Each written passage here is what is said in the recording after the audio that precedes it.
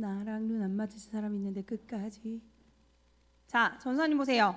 자, 오늘 전사님이 한 전학생 이야기를 해줄 거예요. 자, 친구들, 만약에 학교에 원래 힘이 엄청 센 소위 말하는 학생들 안에서 힘이 제일 세고 싸움을 제일 잘하는 학생이 한 명 있었어요. 그래서 그 어느 누구도 그 학생의 말을 어길 수가 없는 거죠. 그 친구가 야, 너 이거 해. 그러면 너무 무서워서 이것도 해야 됐고, 자, 너 가서 뭐 사와. 그럼 이것도 사와야 됐어요. 근데 어느 날 그 반에 전학이 왔는데 이 전학생이 뭐랄까, 그 전에 학교에서도 힘이 세다는 소문이 있었대요. 그래서 원래 힘이 센 친구가 그 전학생을 보니까 마음이 어땠겠어요? 이 학교에서 내가 힘이 제일 센데 전학생이 왔는데 그 친구도 힘이 세다는 소리 들었을 때 원래 학교에 있던 학생은 마음이 어땠을까요? 우리 친구들 힘이 세 본 적이 없어서 잘 모르나요, 혹시? 아마 마음에 위기감. 내가 지금 여기서 최고인데, 제가 전에 학교에서도 최고라고 했는데 혹시 나보다 더 최고가 되면 어떡하지? 라는 생각에 마음이 불안하기 시작했어요. 그래서 그 힘이 센 친구는 새로운 전학생을 괴롭히려고 마음먹었어요. 근데 새로운 전학생이 잘못을 했어요, 안 했어요? 물론 잘못을 해서 괴롭히는 건 아니지만 새로운 전학생을 괴롭힐 뭐라 그래야 되지? 의무? 그러니까 원래 있던 애가 새로운 전학생을 괴롭혀도 돼요, 안 돼요? 단지 나보다 힘이 셀 것 같다라는 이유로, 단지 나보다 강할 것 같다는 이유로 모든 아이들에게 야, 이제 쟤를 우리는 괴롭힐 거야. 쟤랑 놀지 말고 쟤랑 노는 친구들은 다 너네 다 혼나. 너네 나한테 맞아? 막 이렇게 하면 우리 친구들이라면 어떨 것 같아요? 놀아요. 그래도 와, 맞아요. 뭐라 때리면 어디 가요? 교무실 가요? 보건실 가요? 보건실 가요. 때리면 보건실 가요? 맞으면 보건실을 가겠죠. 맞아요. 그래서 전학 온 친구를 괴롭히지 않으면 힘센 친구한테 내가 곤란한 상황에 처할 수도 있어요. 어떨 것 같아요? 오늘의 말씀에 보면요, 이렇게 자신이 곤란한 상황에 처할 수도 있고, 잘하면 죽을 수도 있는 상황 가운데서도 그 친구를 생각해서 끝까지 도운 친구의 이야기가 나와요. 자, 오늘의 말씀은 전사님이 영상으로 준비했는데 우리 친구들 이 영상을요 그냥 멍하니 보고 있으면 돼요? 네, 안 돼요. 멍하니 보고 있으면 돼요, 안 돼요? 전사님이 물어볼 거니까 꼭 내용 잘 기억하고 생각하면서 봐야 돼요. 알았죠? 네.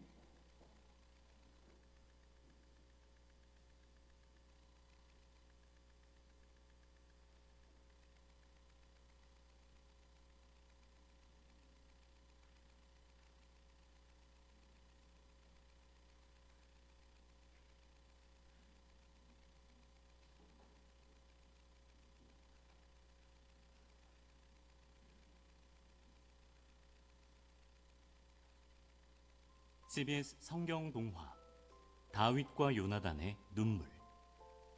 사울 왕이 눈에 불을 켜고 다윗을 찾는 동안 다윗은 몰래 요나단을 만날 수 있었어요. 요나단, 대체 내가 무슨 잘못을 한 거야? 내가 뭘 어쨌기에 너희 아버지는 나를 못 죽여서 안달이냔 말이야. 뭐? 죽이다니. 다윗, 걱정 말게. 자네는 결코 죽지 않을 테니 말이야. 우리 아버지께서 자네를 죽일 마음이 있으셨다면 아들인 나에게 분명히 말씀하셨을 거라고. 아니, 그렇지 않아.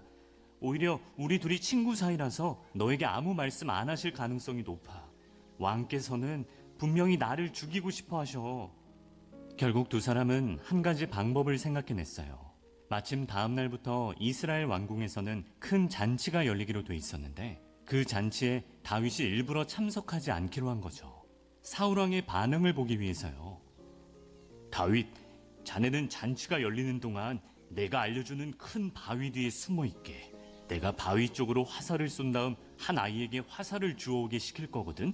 만약 아버지께서 자네를 죽일 마음이 없으시면 나는 아이에게 얘야 너무 멀리 갔다. 화살은 너보다 뒤쪽에 떨어져 있지 않느냐? 이렇게 말할 거야. 그리고 만약 아버지께서 자네를 정말로 죽일 생각이시라면 나는 아이에게 얘야 더 멀리 가거라. 화살은 너보다 더 앞쪽에 있으니 이렇게 외치겠네. 그러니 내가 보내는 신호를 잘 들었다가 왕궁으로 돌아오든 멀리 도망가든 잘 판단하게 해. 두 친구는 이렇게 둘만의 비밀 신호를 정한 뒤 아쉬운 눈빛으로 서로를 바라보다 헤어졌어요. 다음 날 잔치의 첫째 날이었어요. 왕궁에는 사람들이 가득했고 모두가 자기 자리에 앉아 있었지만 다윗의 자리만 비어 있었어요. 사울왕은 그 점이 신경 쓰였지만 그날은 아무 말도 하지 않았죠. 하지만 그 다음 날도 다윗이 잔치에 참석하지 않자 사울왕이 요나단에게 큰 소리로 물었어요. 어찌하여 다윗 녀석은 어제도 오늘도 콧배기도 안 보이는 게냐? 그게 다윗은 집안에 급한 일이 있어서 오지 못한다 하였습니다, 아버지. 그 말을 들은 사울왕은 다윗과 요나단이 괘씸해서 참을 수가 없었어요. 요나단이 바보 같은 녀석, 네가 또 다윗을 감싸고 도는구나. 네 녀석은 이 아비보다도 다윗 녀석이 더 소중하단 말이냐? 아버지, 대체 다윗이 왜 죽어야 하는 겁니까? 그 친구가 대체 뭘 잘못했냐고요? 뭐라? 시끄럽다 내 이놈. 이제 너 같은 아들은 필요 없다. 사울왕은 너무도 화가 난 나머지 그만 아들 요나단을 향해 창을 던지고 말았어요. 그제야 요나단은 아버지 사울이 정말로 다윗을 죽이려 한다는 걸 알 수 있었죠. 요나단은 화도 나고 다윗을 생각하면 슬픈 마음도 생겨서 잔치 자리에서 일어나 그날 아무것도 먹지 않았어요. 그리고 다음 날 아침 일찍부터 한 아이를 데리고 다윗이 숨어있는 바위 근처로 향했죠. 요나단은 마음을 가다듬고 바위를 향해 화살을 쏘았어요. 그리고 함께 간 아이에게 화살을 주워오라고 한 뒤 뒤에서 이렇게 외쳤죠. 얘야, 화살이 더 앞쪽에 있지 않느냐? 더 멀리 가거라, 멀리. 그건 여러분도 알다시피 사울왕이 다윗을 죽이려 한다는 비밀 신호였어요. 아이가 화살을 줍고 떠나자 다윗이 바위 뒤편에서 나왔어요. 다윗은 자신을 위해 위험을 무릅쓴 요나단의 우정에 감격해서 쉽게 발걸음이 떨어지지 않았죠. 결국 두 사람은 서로가 서로에게 달려가 뜨거운 포옹을 나눴어요. 요나단, 정말 고마워. 어서 떠나게 다윗. 그리고 꼭 기억하게. 우리가 몸은 떨어져도 서로 약속한 평생의 우정은 영원할 거란 걸 말이야. 그렇게 두 친구는 헤어지기 전 한참 동안 뜨거운 눈물을 흘렸죠. 자, 레드, 선. 이제는 내용을 기억할 시간이에요, 우리 친구들. 자, 오늘 영상의 주인공 두 명 있어요. 한 명은 요나단, 한 명은 누구였어요? 다윗, 맞아요. 다윗과 요나단이었고, 이 요나단의 아버지이자 다윗을 죽이려고 했던 왕의 이름은 무엇일까요? 사울, 맞아요. 사울 왕이에요. 자, 그럼 우리 친구들 사울 왕이 누군지 알아요? 아, 몰라요. 고마워요, 솔직해져서. 사울 왕은요, 이스라엘의 첫 왕이었어요. 그래서 처음에 이스라엘 첫 왕으로 사울을 세웠을 때 이 사울 왕은 하나님의 말씀을 아주 잘 듣고 순종하는 사람이었는데 점점 자신의 마음에 욕심이 생겨서 어떻게 됐냐면 하나님의 말씀보다는 자기의 생각, 자기의 마음이 가는 대로 행하기 시작했어요. 그랬더니 하나님의 마음이 어떠셨을까? 그런 사울을 본 하나님의 마음은 어떠셨을까? 마음이 안 좋으셨어요. 그래서 하나님께서는 자신의 말을 듣지 않는 이 사울 왕이 아닌 다른 새로운 왕을 세우려고 하셨고 그 새로운 왕의 이름은 누굴까요? 이건 말씀에 나오지 않았어요. 응? 맞힌 거죠? 찍은 거죠? 맞아요. 다윗이었어요. 그랬더니 사울 왕은 그걸 알고 있었을까요? 모르고 있었을까요? 다윗이 자기 대신 이 왕이 될 거라는 걸 알고 있고 사울의 마음 가운데는 다윗을 향한 질투와 미움과 시기가 넘쳐났어요. 그리고 덩달아서 내가 사울이 왕이니까 보통 원래 왕은 누구한테 물려줘야 돼요? 아들한테 물려줘야 되는데 요나단이 또 왕이 되지 못하는 거에 마음이 안 좋았어요. 그러자 다윗을 죽이려고 했고, 다윗은 이 사울의 계획을 알았던 것 같아요. 마음을 알고 누구한테 도움을 요청했을까요? 다윗이 사울이 나를 죽일 것 같아. 누구한테 요청했어요? 누구요? 크게 다시 혁빈아. 맞아요. 요나단에게 그 도움을 요청했고, 사울의 마음을 알기 위해서 서로 계획해서 밥 먹을 때 다윗이 나타나지 않았을 때의 반응들이 오늘 말씀에 나와 있어요. 다윗이 자리에 없는 것을 깨달으면서 다윗 자리에 없는 걸 알게 된 사울은 요나단에게 물었어요. 자, 요나단, 다윗은 어디 갔냐? 어디 갔느냐? 했더니 요나단이 다윗은 지금 지방에 일이 있어서 가갔습니다. 했더니 사울이 버럭 화를 내면서 이렇게 말을 했어요. 뭐라고 얘기했어요? 이거 창을 던지고 왕의 자리가 위험하다. 너와 나의 자리가 위험한데 너는 끝까지 다윗을 도울 거냐 하면서, 맞아요. 어떤 행동했어요? 1번 단창을 던졌다. 2번 소리를 질렀다. 3번 기도를 했다. 3번이요? 2번이요? 소리를 지르며 문제 낸 사람이 잘못했네요. 맞아요. 소리를 지르면서 단창을 던졌어요. 요나단은 아버지 사울의 마음을 알게 되고 서로 다윗과 약속한 장소에 가서 그 사인을 보여주고 다윗을 멀리 도망가게 도와줬어요. 요나단은 다윗이 잘못이 없다고 생각했어요. 그죠? 왕에게 죽임을 당할 만한 이유가 없다고 생각했어요. 그래서 요나단은 왕의 뜻을 따르기보단 그 다윗의 안에 있는 하나님을 보고 그 하나님의 뜻을 볼 줄 아는 사람, 하나님의 뜻을 따를 수 있는 사람이었어요. 그래서 친구들, 전도사님이 이 말씀을 보면서 이제 이 부분이 중요해요. 얘들아, 이야기도 중요한데, 자 보세요. 손 내려놓고. 요나단은요, 왕이 힘이 세서 자기 아버지가 무섭고 힘이 세지만 왕이 마음 가진 거, 왕이 생각하는 다윗, 죽여 마땅하다고 생각하는 그 마음이 옳다고 생각했어요? 아니면 나쁘다고 생각했어요? 옳지 않다고, 나쁘다고 생각했어요. 왜요? 다윗은 하나님 앞에서 봤을 때나 전혀 죽임당할 행동을 하지 않았기 때문이에요.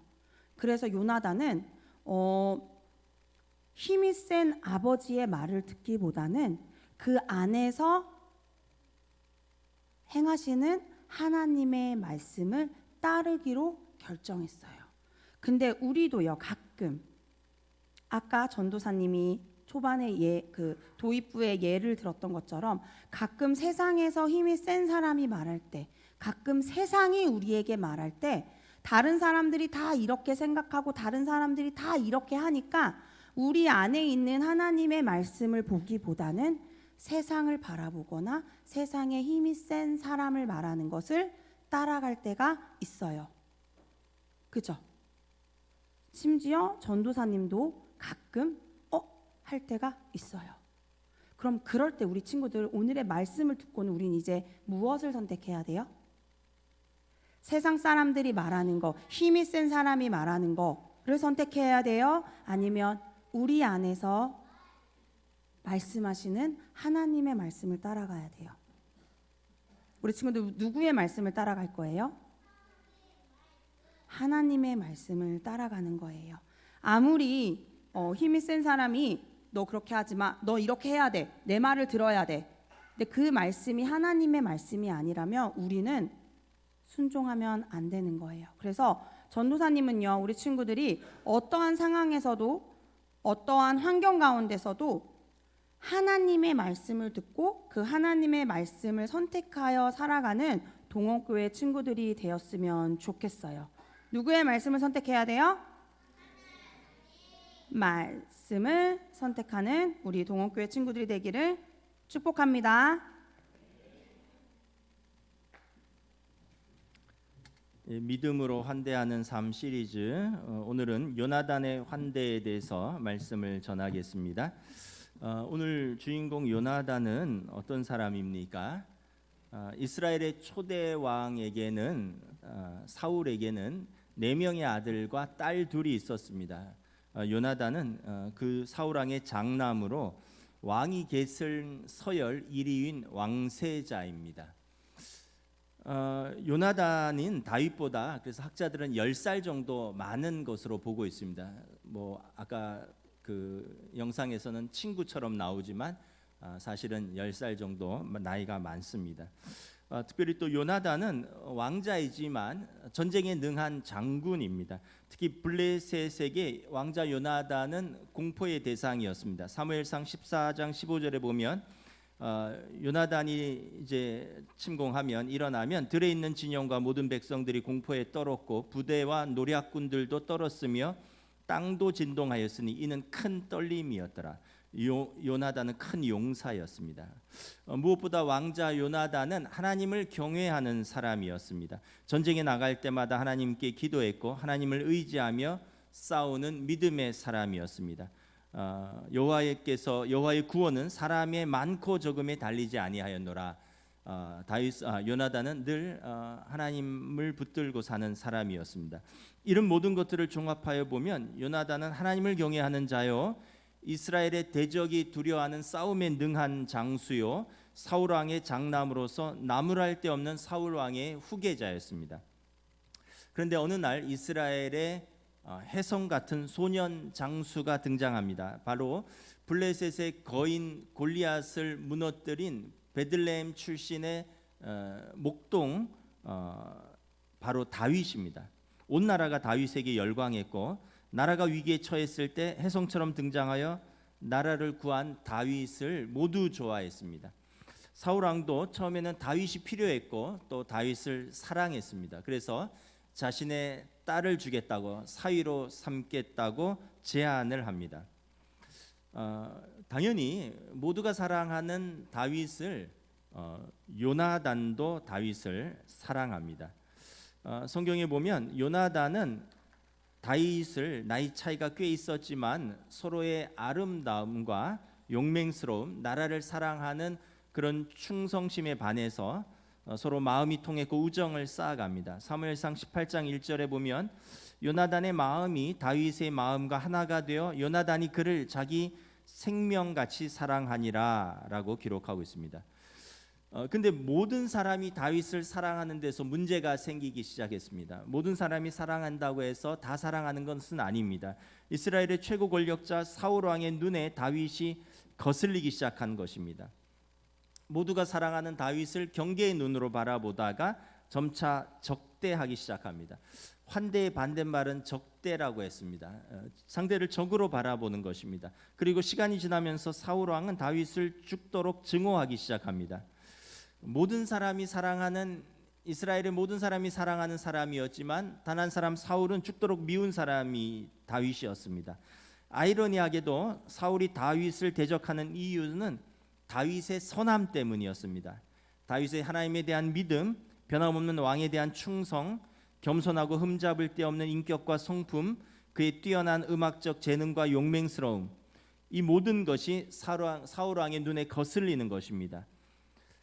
사울 왕에게는 다윗의 선함이 그의 왕권의 위협이 된다고 생각했습니다. 실제로 저작거리에서 아이들이 노래를 부르는데 사울이 죽인 자는 천천히요 다윗이 죽인 자는 만만이로다, 이런 노래가 퍼지기 시작하면서 사울보다 다윗이 더 큰 용사라는 민심이 세간에 퍼지기 시작합니다. 사실 왕자 요나단도 어느 순간 아버지에게 말을 하진 않았지만 자신보다 다윗이 하나님께서 이스라엘의 왕으로 세우시기에 적합한 사람이라는 것을 알았습니다. 요나단은 다윗 안에 있는 하나님의 뜻을 보았습니다. 사무엘상 18장 4절 우리 함께 봉독합니다. 요나단이 자기가 입었던 겉옷을 다윗에게 주었고 자기의 군복과 칼과 활과 띠도 그리하였더라. 왕자가 또 장수가 자기의 무장을 푸는 데는 두 가지 이유가 있습니다. 하나는 적에게 항복했을 때입니다. 적에게 항복했을 때 자신의 무장을 풉니다. 두 번째는 자신의 고난을 양도할 때입니다. 요나단은 다윗에게 자신의 갑옷과 칼과 활과 띠를 풀어주면서 다윗에게 이스라엘의 왕세자의 자리를 양도한다는 의미를 보여주는 것입니다. 실제로 요나단은 다윗에게 직접 말로서 너가 이스라엘의 왕이 되고 나는 너의 신하가 되겠다라고 말합니다. 사무엘상 23장 17절입니다. 함께 봉독합니다. 요나단이 그에게 이르기를 두려워하지 말라. 내 아버지 사울의 손이 내게 미치지 못할 것이요 너는 이스라엘의 왕이 되고 나는 내 다음이 될 것을 내 아버지 사울도 안다 하니라. 참 요나단은 그릇이 큰 사람이었습니다. 우리가 아무리 친해도 자기랑 비슷하거나 자기보다 조금 못하기를 원합니다. 그러나 요나단은 다윗 안에 있는 하나님의 기름 부으심을 보았습니다. 그래서 다윗, 내가 이스라엘의 왕이 될 것이고 나는 너의 신하가 될 것이다. 두려워하지 말라라고 그에게 말을 합니다. 요나단은 다윗을 경쟁하거나 자신의 왕권을 위협하는 잠재적인 적대자로 보지 않았습니다. 왕자 요나단은 하나님의 성품을 닮은 참으로 선하고 착한 사람이었습니다. 신학자 C.S. 루이스는 이렇게 말합니다. 다윗과 요나단의 우정은 하나님이 사용하시는 아름다운 사랑의 한 형태로 상대방을 그 자신이 되도록 자유롭게 해주는 사랑, 즉 아무것도 요구하지 않는 헌신이다. 그러니까 상대방을 그 자신이 되도록 자유롭게 해주는 사랑이라는 것입니다. 그러한 우정이라는 것입니다. 무언가를 요구하고 무언가를 강요하고 무언가를 압제하는 그러한 사랑이나 우정이 아니라 상대방을 그 자신이 되도록 자유롭게 놓아주고 그의 소명을 일깨우는 사랑과 우정이라는 것입니다. 마틴 부버는 참된 우정과 사랑을 이렇게 설명합니다. 우리가 다른 사람을 위해 할 수 있는 가장 위대한 일은 그 사람의 가장 깊은 내면에 있는 것을 굳게 다져주는 것이다. 즉 시간을 들여서 상대의 가장 깊은 내면에 있는 가장 그 사람다운 것이 무엇인지를 찬찬히 알아보고 인정과 격려를 통해 그것을 다져주는 것이다. C.S. 루이스나 마틴 부버는 비슷한 말을 하죠. 그 사람 안에 있는 그의 가장 사람다운 것이 무엇인가를 알아보고 그것을 인정과 격려를 통해서 그것을 끄집어내고 다져주는 것이다. 여러분 잘 생각해 보셔야 됩니다. 부부 관계는 내 뜻대로 사랑을 강요하거나 내 뜻대로 사랑을 어떤 뭐 이렇게 변화시키는 것이 아니에요. 그 사람이 그 사람 될 수 있도록 내가 돕는 배필로 서는 것입니다. 부모 자식도 마찬가지입니다. 부모 뜻대로 자식을 강요하거나 억압하는 것이 아니라 하나님께서 우리 가정에 주신 선물로서 그 자녀가 될 수 있도록 부모는 안내자의 역할을 하는 것입니다. 그의 안에 있는 그 사랑과 그 잠재적인 것을 알아보고 인정과 격려를 통해서 그것을 다져주는 것입니다. 우리가 또 친구라면 성도 간에 서로 무엇을 간섭하고 뭐 억제하고 뭐 비난하는 것이 아니라 그 사람이 하나님의 자녀로서 그 사람이 될 수 있도록 기다려주고 또 그를 위해 기도해주고 그를 사랑함으로 그를 세워주는 것이 진정한 친구라는 것입니다. 목회자인 유진 피터슨도 이렇게 정의합니다. 친구는 서로를 이용할 목적으로 바라보지 않고 넉넉한 마음으로 우리 내면의 진실에 대해 관심을 가지며 우리의 약점을 잡거나 우리에게 흠집을 내려 하지 않고 우리의 속상각을 알아주며 내적 신념을 따르려는 삶의 어려움을 이해해주고 우리의 내면 가장 깊은 곳을 굳게 다져주는 사람이다. 뭐 어려운 것 같지만 다 비슷한 말입니다. 그 사람이 그 사람 될 수 있도록 그를 자유롭게 세워주고 그것을 위해서 헌신하는 사람이 친구라는 것입니다. 요나단과 다윗은 서로에게 이러한 존재였습니다. 근데 현실은 사울 왕의 불같은 질투와 증오 때문에 두 사람의 우정은 더 이상 지속될 수 없었습니다. 사무엘상 18장에서 20장에 보면 사울 왕은 무려 6번에 걸쳐서 다윗을 죽이려고 합니다. 창 앞에서 수금을 타고 있는 다윗을 향하여 갑자기 창을 던지기도 하고요. 블레셋과의 전투에 다윗을 몰아넣어서 죽이려고도 하고 급기야는 다윗의 집에 암살단을 보내기도 합니다. 그때마다 번번이 요나단은 다윗에게 아버지 사울 왕의 계획을 알려주어서 생명을 구합니다. 사무엘상 19장 1절에 보면 사울이 그의 아들 요나단과 그의 모든 신하에게 다윗을 죽이라 말하였더니 사울의 아들 요나단이 다윗을 심히 좋아하므로 그가 다윗에게 말하여 이르되 아버지 사울이 너를 죽이기를 꾀하느니라. 그러므로 이제 청하노니 아침에 조심하여 은밀한 곳에 숨어 있으라. 그리고 요나단은 기회 있을 때마다 아버지 사울 왕을 설득해서 다윗을 변호합니다. 사무엘상 19장 4절에 보면 요나단이 그의 아버지 사울에게 다윗을 칭찬하여 이르던데 원하건대 왕은 신하 다윗에게 범죄하지 마옵소서. 그는 왕께 득죄하지 아니하였고 그가 왕께 행한 일은 심히 선함이니이다. 다윗 왕의 우정으로 인하여 다윗과의 우정으로 인해서 요나단은 커다란 대가를 지불해야 했습니다. 오늘 본문 사무엘상 20장부터 보면 아버지 사울 왕의 미움을 받았고요, 심한 질책과 모욕을 받았고, 심지어 사울 왕은 자신 앞에서 다윗을 변호하는 아들을 향하여 창을 던지기까지 했습니다. 힘겨운 상황이었지만 요나단은 다윗과 맺은 우정을 끝까지 지키려고 애를 씁니다. 다윗을 도피시킨 이후에는 요나단은 기회 있을 때마다 도망다니는 다윗을 만나서 그를 믿음으로 세워줍니다. 사무엘상 23장 16절에 보면 사울의 아들 요나단이 일어나 수풀에 들어가서 다윗에게 이르되 그에게 하나님을 힘있게 의지하라 하였는데, 도망다니는 다윗을 수시로 만나서 낙심하지 말고 하나님을 힘있게 의지하라, 그를 믿음으로 격려하는 것입니다.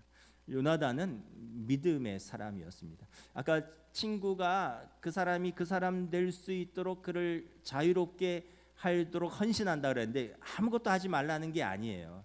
그냥 가만히 놔두라는 게 아니에요. 그를 위하여 기도하고 그에게 하나님의 뜻과 하나님의 소명을 불러 일으켜주는 사람이 친구입니다.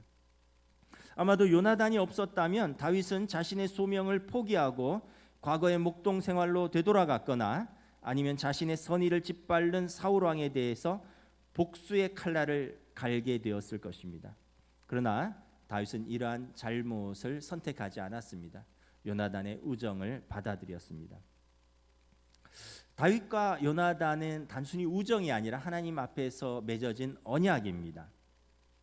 사무엘상 18장 3절에 보면 요나단은 다윗을 자기 생명같이 사랑하며 더불어 언약을 맺었으며, 사무엘상 20장 16절에도 요나단이 다윗의 집과 언약하기를 여호와께서 다윗의 대적들을 치실지어다. 사무엘상 20장 33절 42절 오늘 본문인데요, 우리 함께 봉독합니다. 시작. 요나단이 그의 아버지가 다윗을 죽이기로 결심한 줄 알고 요나단이 다윗에게 이르되 평안히 가라. 우리 두 사람이 여호와의 이름으로 맹세하여 이르기를 여호와께서 나와 너 사이에 계시고 내 자손과 내 자손 사이에 계시리라 하였으리라 하니 다윗은 일어나 떠나고 요단은 성읍으로 돌아가니라. 여호와의 이름으로 언약 맹세를 합니다. 하나님이 너와 나 사이에 계시고 우리뿐만 아니라 너의 자손과 우리 자손 사이에 계시도다. 언약 앞에서 미움은 사랑을 이길 수 없습니다. 언약 앞에서 위협은 우정을 이길 수 없습니다. 언약 앞에서 악은 선을 이길 수 없습니다. 언약 앞에서 어둠은 빛을 이길 수 없습니다. 다윗과 요나단의 언약이 그러했습니다. 이제 다윗이 요나단을 환대하기 시작합니다. 먼저는 요나단의 그 사랑을 다윗이 기억합니다. 사무엘상 24장 26장에 보면 도망다니던 다윗이 원수 사울 왕을 두 번이나 죽일 기회를 잡습니다. 부하들이 천우신조입니다. 하늘이 주신 기회입니다. 이때 사울 왕을 제거하십시오. 근데 다윗 왕이 거절합니다. 물론 다윗 왕은 여호와께서 기름 부으심 받은 자를 내가 내 손으로 해할 수 없다라고 말을 하지만 한편으로는 다윗은 폭력의 길을 거부하고 기꺼이 요나단과의 언약을 따라서 선함을 선택하는 것입니다. 사울 왕의 폭력과 광기가 커져가지만 다윗은 점점 더 사랑하는 자가 되어가고 점점 더 노래하는 자, 시인이 되어가며 점점 우정어린 친구가 되어갑니다. 어떠한 사울의 악도 언약 안에서 선함으로 자라가고 뻗어가는 다윗을 막지 못합니다. 하나님의 영광이 떠난 자는 점점 악해져 가고요.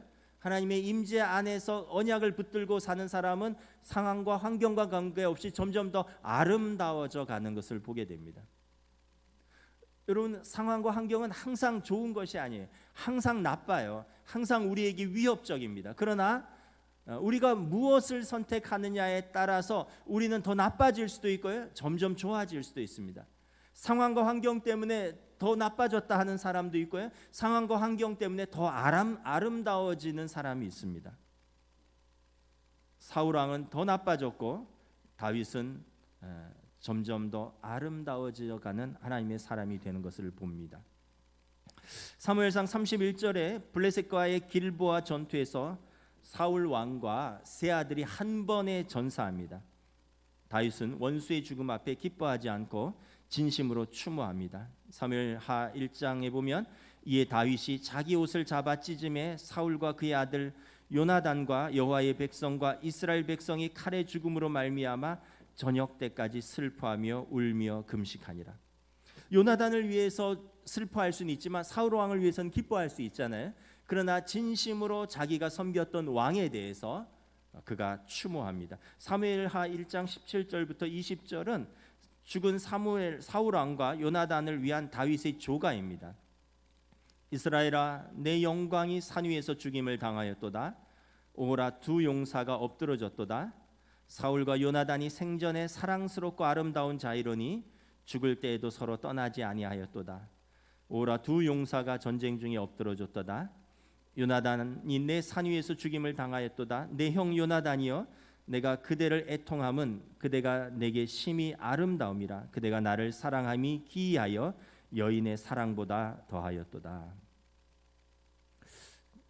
다윗은 블레셋과의 전투에서 패하여 사울 왕과 요나단이 전사하고요, 그리고 이 잔혹한 대적들은 사울 왕과 왕자들의 목을 베었고 시신을 훼손하고 그 왕과 왕자들을 성벽에 못을 박았습니다. 다윗 왕이 이 시신을 거두어서 그들의 고향 베냐민 땅에 정중히 장사 지냅니다. 이제 세월이 흘러서 다윗은 이스라엘의 왕이 되었습니다. 그리고 다윗은 이 요나단과의 언약을 계속해서 이행합니다. 어느 날 문득 다윗은 요나단에게 어린 아들이 있다는 것을 기억합니다. 사무엘하 4장 4절에 보면 사울의 아들 요나단에게 다리 저는 아들 하나가 있었으니 이름은 무비보셋이라.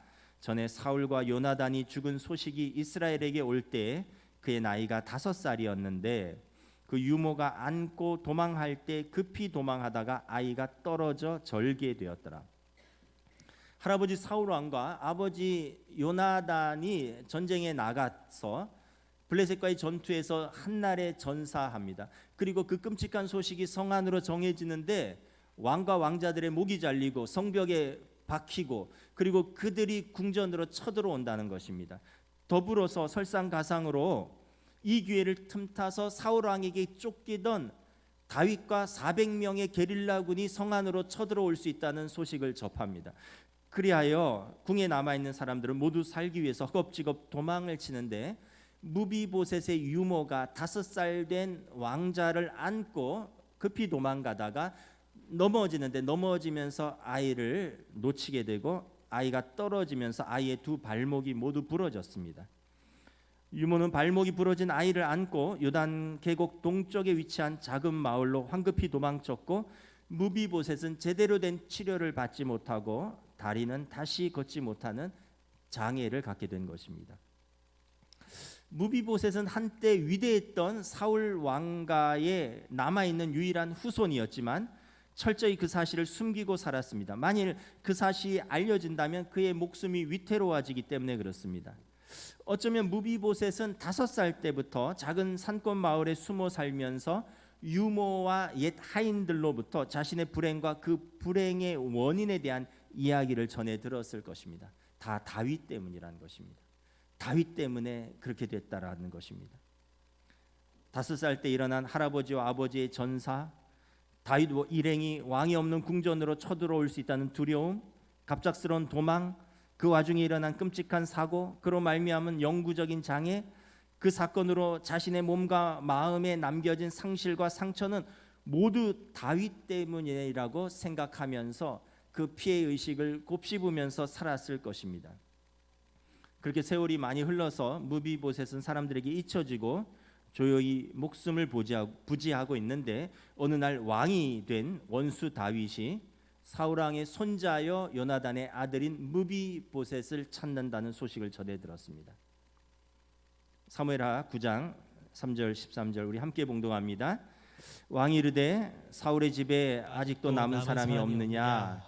내가 그 사람에게 은총을 베풀고자 하노라 하니, 시바가 왕께 아뢰되 요나단의 아들 하나가 있는데 다리 저는 자니이다 아니라 그는 두 발을 다 절더라. 다윗 왕이 무비보셋을 데려오라고 말합니다. 이것은 하나 남은 사울 왕과의 피부치를 끊어버리기 위함이 아니라 요나단과의 언약을 기억하고 그의 아들을 환대하기 위함입니다. 무비보셋은 지금 이스라엘 역사 속에서 가장 비참한 사람 중에 한 명일지도 모릅니다. 이스라엘의 왕들의 역사를 기록한 역대상 8장 34절에 의하면 무비보셋의 본래 이름은 무립바알이었습니다. 바알과 싸우는 자라는 뜻입니다. 용사였던 아버지 요나단이 자신의 아들을 태어나자 너도 바알과 싸우는 용사가 되라라는 용맹스러운 이름을 지어주었습니다. 무립바알, 너는 바알과 싸우는 자가 되라. 근데 산골로 도망치면서 신분을 감추기 위해서 이름을 무비보셋으로 바꾸었습니다. 무비보셋은 부끄러운 입이라는 뜻입니다. 지독한 치욕이라는 뜻입니다.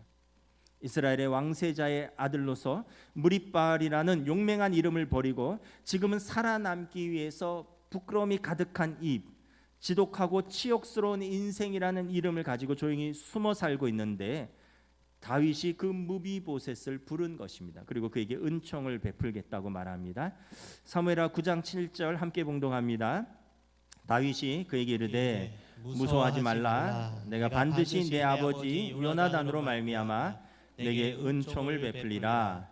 내가 내 할아버지 사울의 모든 밭을 다 내게 도로 주겠고 너는 항상 내 상에서 떡을 먹을지니라. 다윗이 요나단의 아들 무비보셋에게 한 첫 번째 말은 무서워하지 말라였습니다. 말로만 듣던 원수 다윗 왕 앞에 서서 바들바들 떨고 있는 무비보셋에게 다윗 왕이 첫 번째 한 말은 두려워하지 말라, 무서워하지 말라였습니다. 우리는 성경 전체에서 이 구절을 자주 대합니다. 두려워하지 말라. 예수님께서 제자들에게 자주 하셨던 말씀입니다. 성경에 보면 두려워하지 말라라는 말이 365번 있다고 합니다. 제가 다 세어보진 않았기 때문에 정확히 알 수 없으나 요즘은 컴퓨터로 다 통계가 나옵니다. 두려워하지 말라라는 문장이 365번 있대요. 그만큼 우리 삶에는 두려워할 일로 가득 차 있다라는 뜻입니다. 그래서 예수님께서도 제자들에게 두려워하지 말라. 내가 세상 끝날까지 너희와 함께 하겠다 말씀하셨습니다. 사울 왕가의 마지막 살아있는 피부치로서 자신을 당장 죽여도 이상하지 않을 다윗이 한 말, 무서워하지 말라는 무비보셋에게 복음이었습니다. 그리고 무비보셋은 다윗 왕으로부터 자신이 태어나기 전부터 있었던 아버지 요나단과 다윗이 맺은 언약을 전해 듣습니다. 내가 내 아버지 요나단으로 말미암아 내게 은총을 베풀리라. 은총은 히브리어로 헤세드인데 변함없고 신실한 사랑이라는 뜻입니다. 자비와 관대함이라는 뜻입니다. 언약의 성실한 충성이라는 뜻입니다. 헤세드는 하나님의 성품입니다. 여러분, 사람은 좋을 때가 있고 나쁠 때가 있습니다. 마음이 바뀔 때가 있습니다. 사람은 한때는 충성스럽지만 한때는 배신할 때도 있습니다. 그러나 하나님은 언약에 기초한 사랑입니다. 조건과 환경에 관계없이 변함없고 신실한 사랑입니다. 언제나 자비와 관대함을 잃지 않으십니다. 왜냐하면 언약의 성실한 충성을 가지고 계시기 때문에 그렇습니다. 다윗이 무비보셋에게 말합니다. 내 아버지 요나단으로 말미암아 내가 은총 헤세드를 베풀이라. 내 아버지 요나단이 핍박받던 나에게 변화받고 신실한 사랑을 보여주었느니라. 내 아버지 요나단이 쫓겨다니는 나에게 자비와 관대함을 베풀었느니라.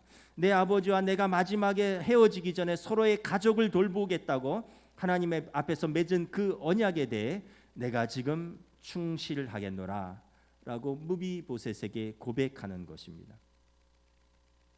다윗은 무비보셋에게 할아버지 사울 왕의 모든 땅을 돌려줍니다. 그리고 신하들에게 무비보셋을 위하여 그 가문을 위하여 섬기라고 명령을 합니다. 아버지 요나단의 가문을 회복시켜 줍니다. 뿐만 아니라 평생 왕과 함께 식탁에 참여하는 다윗의 가족으로 받아들여집니다. 세월이 흘러서 많은 일들이 벌어집니다. 다윗에게도 일들이 벌어지고 무비보셋에게도 일들이 벌어집니다.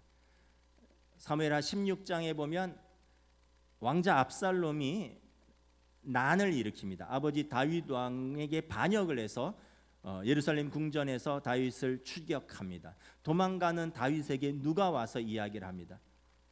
무비보셋이 이번 기회에 사울 왕의 재건을 위해서 왕을 배반하였습니다. 압살롬의 반역에 가담하여 사울 왕의 재건을 꿈꾼다는 제보를 받은 것입니다.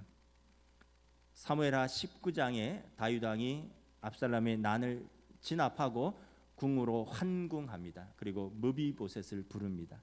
무비보셋은 말합니다. 그러지 않았습니다. 두 다리가 불편한 내가 어찌 왕을 배반하겠습니까? 왕의 헤세드를 내가 어찌 배반하겠습니다.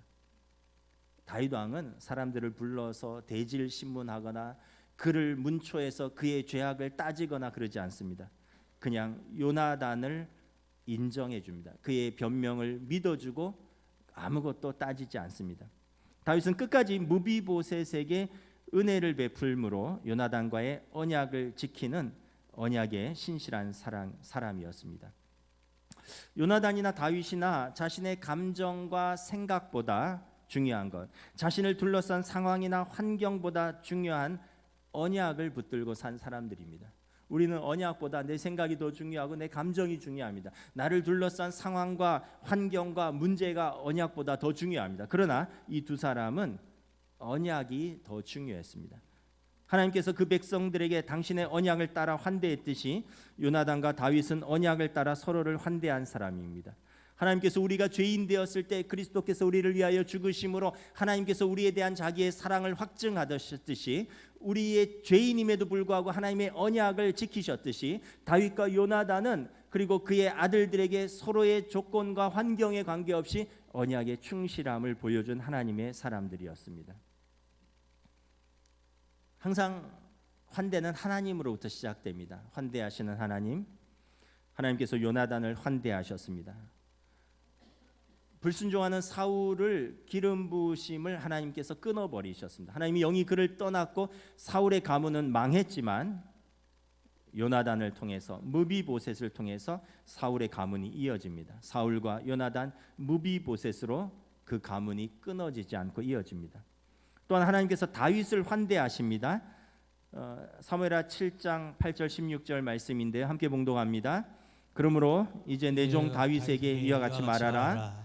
만군의 여호와께서 이와 같이 말씀하시기를 내가 너를 목장 곧 양을 따르는 데서 데려다가 내 백성 이스라엘의 주권자로 삼고 내 집과 내 나라가 내 앞에서 영원히 보존되고 내 왕위가 영원히 견고하리라.